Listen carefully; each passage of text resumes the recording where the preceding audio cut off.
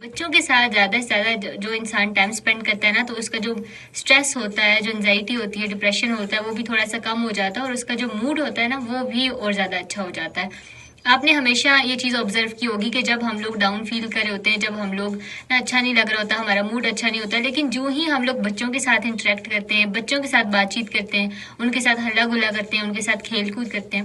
تو پھر ہمارا آٹومیٹیکلی موڈ اچھا ہو جاتا ہے، ہمیں بڑا اچھا ریلیکس سا فیل ہو رہا ہوتا ہے، ہمیں بڑا ایکٹیو انرجی بھی آتی ہے ہمیں بچوں کے ساتھ رہ کر. اور وہ کہتے ہیں نا کہ انرجی جو ہے نا وہ ٹرانسمٹ ہوتی ہے، تو اسی طرح بچوں کی جو انرجی ہوتی ہے نا وہ بھی ہمارے اندر جو ہے وہ ٹرانسمٹ ہو جاتی ہے، ہمیں بھی بڑا اچھا لگ رہا ہوتا ہے. تو اسی لیے کوشش کیا کریں کہ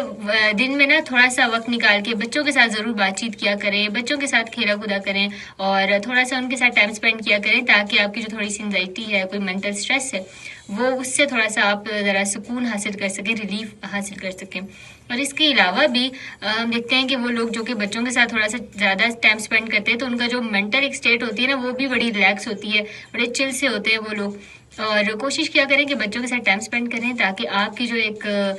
مینٹل پیس ہے نا وہ بھی حاصل ہو سکے، اور بچوں کے ساتھ بھی آپ کی جب کمیونیکیشن بڑھے گی تو پھر ایک ریلیشن شپ بھی جو ہے نا وہ اور اسٹرانگ ہوگا، بلڈ ہوگا. سو اس لیے بھی جو ہے یہ چیز بہت ضروری ہے.